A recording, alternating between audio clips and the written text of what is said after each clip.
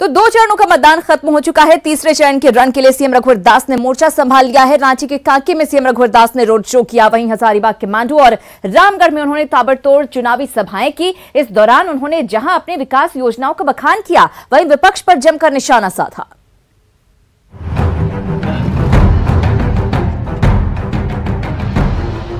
झारखंड के रण में सीएम रघुवर दास ने मोर्चा संभाल रखा है। मुख्यमंत्री ने रांची के कांके में रोड शो किया। सुकुरहुटू में सीएम के इस रोड शो को अपार जन समर्थन मिला।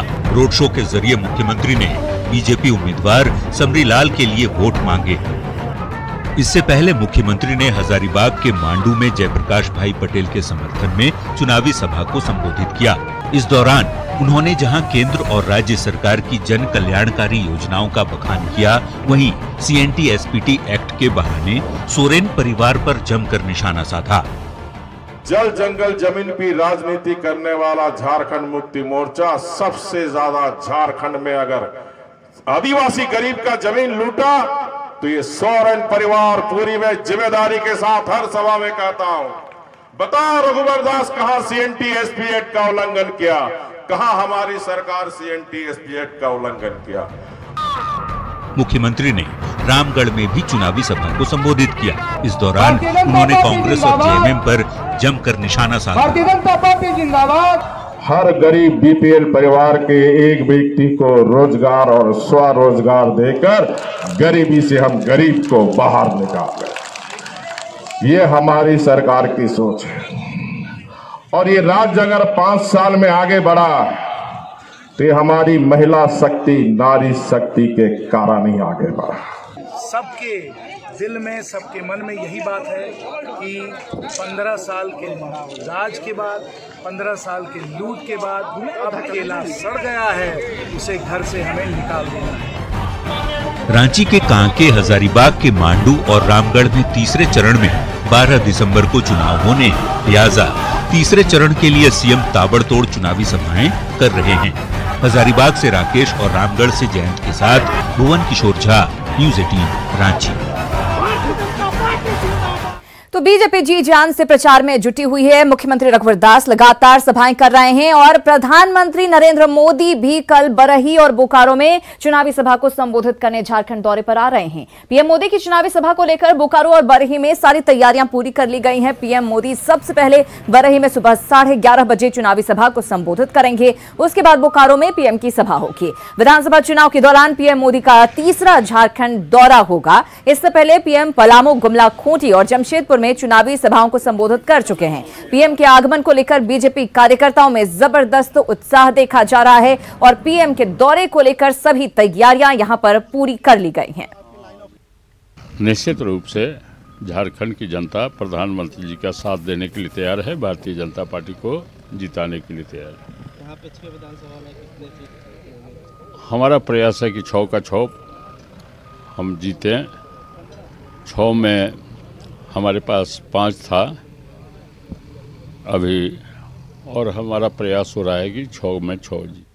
तो प्रधानमंत्री के झारखंड दौरे को लेकर जहां बीजेपी के नेता और कार्यकर्ता बेहद उत्साहित हैं, वहीं सियासत भी इस पर हो रही है। सियासत गरमाई हुई है। JMM ने पीएम की सभा पर सवाल उठाए हैं, वहीं बीजेपी ने पलटवार करते हुए JMM पर ही निशाना साधा है। हमको लगता है कि अब लोगों को समझ लेना चाहिए, और अब भी नहीं समझा तो 23 दिसंबर को तो जनता समझा ही देगी। क्यों परेशान है झारखंड मुक्ति मोर्चा? चुनाव के पहले हार चुकी झारखंड मुक्ति मोर्चा अनाप शनाप बयान दे करके इस प्रकार की बातों को समाज में रख करके समाज के सामने और अपना चेहरा विभत्स रूप से दिखाने वाला काम कर रहा है।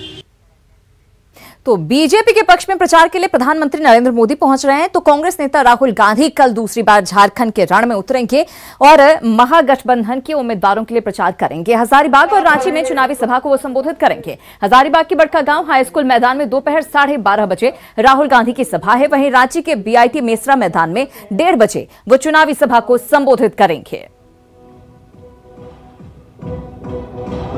आ रही है कांग्रेस, ली है ये सौगंध, मिलके हम बनाएंगे बुलंद। उधर हजारीबाग के विष्णुगढ़ हाई स्कूल मैदान में हेमंत सोरेन ने चुनावी सभा को संबोधित किया। इस दौरान मुफ्त डीजल समेत कई वादे किए गए। मांडू में तीसरे चरण में 12 दिसंबर को वोटिंग होगी और उससे पहले सभाओं का दौर चल रहा है। करने के लिए डीजल में सब्सिडी देने का काम करेगी सरकार। हमने ये भी निर्णय लिया है कि इस राज्य में गरीब और मध्यवर्गीय लोगों को 100 यूनिट का बिजली मुफ्त देने का काम करेंगे ताकि उनके ऊपर बोझ ना पड़े। वहीं बोकारो के सोनाबाद में बाबूलाल मरांडी ने चुनावी सभा को संबोधित किया। इस दौरान उन्होंने विरोधियों पर जमकर निशाना साधा। वहीं 2 चरणों के चुनाव में जेवीएम की जीत का दावा भी बाबूलाल करते नजर आए। जेवीएम को जो अभी प्रथम और द्वितीय चरण की जो चुनाव हो गया, 33 सीटों पर मतदान हो चुका है। 33 सीटों का भी जो हमारे पास आंतरिक जो हमने सर्वे कराया है उसमें मैं कह सकता हूँ कि बहुमत से कहीं आगे। तो बाबूलाल मरांडी ने भी चुनावी सभा को संबोधित किया। लगातार चुनाव प्रचार में बाबूलाल मरांडी जुटे हुए हैं। 2 चरणों के चुनाव संपन्न हो चुके हैं और 12 तारीख को अब तीसरे चरण के चुनाव के लिए सभी नेता प्रचार में जुटे हुए हैं। वोट की अपील आम जनता से करते हुए नजर आ रहे हैं। तो महागठबंधन से अलग अपनी राह अपनाने वाले बाबूलाल मरांडी अपने अकेले दम पर सभी सीटों पर चुनाव लड़ रहे हैं और अकेले चुनाव प्रचार में जुटे हुए हैं। और 2 चरणों के चुनाव के समापन के साथ ही बाकी चरणों के लिए चुनाव प्रचार तेज हो गया है। राजनाथ सिंह और स्मृति ईरानी ने आज बीजेपी के लिए ताबड़तोड़ चुनावी सभाएं की। इस दौरान उन्होंने विरोधियों पर जमकर निशाना साधा।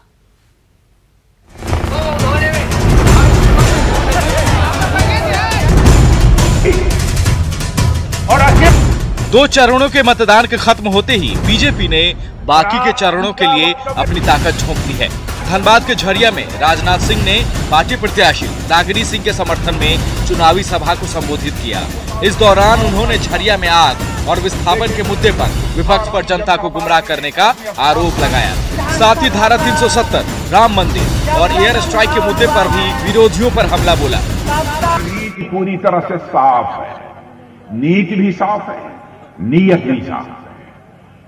हम दुनिया के किसी देश को छेड़ेंगे नहीं, लेकिन जो हमको छेड़ेगा उसको हम छोड़ेंगे नहीं। हमारी नीति पूरी तरह से साफ। झरिया के अलावा राजनाथ सिंह ने देवघर के मधुपुर में जनसभा को संबोधित किया। इस दौरान उन्होंने साफ किया कि झारखंड समेत पूरे देश में एनआरसी हर हाल में लागू होगा। वहीं उन्होंने कहा कि झारखंड में नक्सलवाद अंतिम सांस गिन रहा है। नक्सलवाद भी समाप्त होकर रहेगा, नक्सलवाद भी समाप्त होकर रहेगा।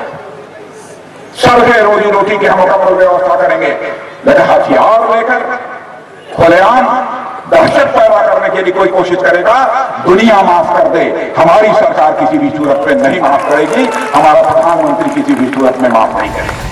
राजनाथ सिंह के अलावा केंद्रीय मंत्री स्मृति ईरानी भी झारखंड के रण में उतरी। गिरिडीह के धनबाद में पार्टी प्रत्याशी लक्ष्मण प्रसाद सिंह के समर्थन में वोट की अपील करते हुए उज्ज्वला समेत विकास की योजनाओं का जिक्र किया। जब गरीब माँ का बेटा प्रधान सेवक बना, तब इसी झारखंड की भूमि से उज्ज्वला योजना की शुरुआत की और गरीब माँ को भारत के इतिहास में पहली बार सिलेंडर देके उसकी रसोई से धुआं हटाने का पुण्य काम करने का सौभाग्य भारतीय जनता पार्टी को प्राप्त हुआ। स्मृति ईरानी ने गोमिया में बीजेपी प्रत्याशी लक्ष्मण नायक के लिए वोट मांगे। इस दौरान उन्होंने विकास अधिकारी को लेकर विरोधियों से सवाल पूछे। तो लोग आपसे वोट मांगने आए, उनसे पूछिएगा जरूर कि भाजपा ने उज्ज्वला के माध्यम से मुफ्त गैस दी, तुमने क्या दिया? भाजपा ने शौचालय बनाकर दिया गरीब के घर में, तुमने क्या दिया? भाजपा ने गोमिया के 12,500 परिवारों को जीवन में पहली बार बिजली से जोड़ा, तुमने क्या दिया? भाजपा ने प्रधानमंत्री आवास योजना के तहत देश भर में 1,80,00,000 घर दिए गरीबों को, सर पर छत दी, तुमने क्या दिया? पूछेंगे तो निश्चित रूप से आपको जवाब नहीं मिलेगा, क्योंकि वो चुनाव लड़ रहे हैं अपने विकास के लिए, हम चुनाव लड़ रहे हैं आपकी सेवा करने के लिए। केंद्रीय मंत्री स्मृति ईरानी ने रांची के टाटीसिलवे में भी चुनावी सभा को संबोधित किया और खिजरी प्रत्याशी रामकुमार पाहन के लिए वोट मांगे। इस दौरान उन्होंने विरोधियों पर निशाना साधा। और जिसके जबान पे राम का नाम है, जिसके दिल में भारत माता विराजमान है, ऐसा स्वाभिमानी हिंदुस्तानी जब लक्ष्मी की कल्पना करता है, समृद्धि की कल्पना करता है, तो क्या पाता है कि लक्ष्मी जब घर आती है तो धनुष बाण लेकर नहीं आती। लक्ष्मी जब घर आती है तो केला खाते हुए नहीं आती। अरे लक्ष्मी आती है तो कमल पर बैठकर आती है। झारखंड की 33 सीटों पर पिछले 2 चरणों में मतदान हो चुके हैं। वहीं 12 दिसंबर को तीसरे चरण की वोटिंग होगी। लिहाजा सभी पार्टियों के दिग्गज जमकर पसीना बहा रहे हैं। Bureau report, news 18। उधर धनबाद में प्रेस कॉन्फ्रेंस कर बीजेपी ने झारखंड में फिर डबल इंजन की सरकार बनने का दावा किया है। बीजेपी के राष्ट्रीय प्रवक्ता विजय सोनकर शास्त्री ने कहा कि रघुवर सरकार द्वारा किए गए विकास कार्यों पर जनता मुहर लगाएगी। वहीं पूर्व केंद्रीय मंत्री संजय पासवान ने कहा कि झारखंड में बीजेपी काल और जाल से लड़ रही है। बुनियादी काम शुरू हुआ है, प्रदेश के इंफ्रास्ट्रक्चर को डेवलप करने के लिए काम हो रहा है। दलितों को, शोषितों को, आदिवासियों को, पिछड़े वर्ग के लोगों को,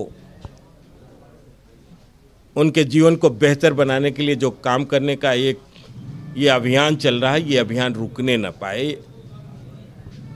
और मुझे पूरा विश्वास है कि पुनः हमारी सरकार बनेगी। कि हम लोग यहाँ काल और जाल दोनों से लड़ रहे हैं। जो जाल है ना, जाल में जदयू भी है, एल में लोजपा भी है, ए में आजसू भी है। ये जाल फैलाए हुए हैं हम लोग। अब काल हम लोग का ही है सामने, कांग्रेस है, लालू है, अहंकारी है, CAL हो गया कांग्रेस, CAL काल, C कांग्रेस है ना, ये अहंकारी शिबू सोरेन का परिवार जो है, एल लालू जी का परिवार जो है। ये काल है और JL जाल है। तो जैसे JDU है, ए से आजसू है, IL से लोजपा है। और पहले और दूसरे चरण की वोटिंग के बाद बीजेपी झारखंड में पूर्ण बहुमत की ओर है। बीजेपी के राष्ट्रीय प्रवक्ता सुधांशु त्रिवेदी ने आज रांची में दावा किया कि वोटरों का रुझान पहले से स्पष्ट था और अब स्थिति और भी साफ हो गई है। विधानसभा का चुनाव 2 चरण पार कर चुका है और अब 2 चरणों के बाद स्थिति जो कि पहले से ही स्पष्ट थी, वो क्रमशः और स्पष्ट होती जा रही है कि डबल इंजन के साथ विकास की नई राह पर झारखंड को ले जाने वाली रघुवर दास जी के नेतृत्व की भारतीय जनता पार्टी की सरकार अब प्रबल बहुमत की ओर आगे बढ़ रही है।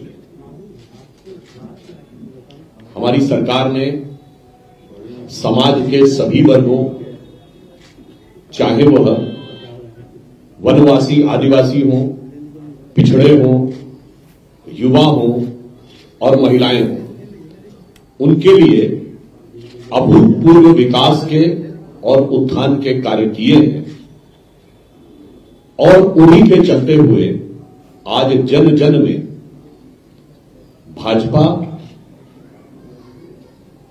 और रघुवर दास जी के प्रति एक अपूर्व विश्वास नजर आता है।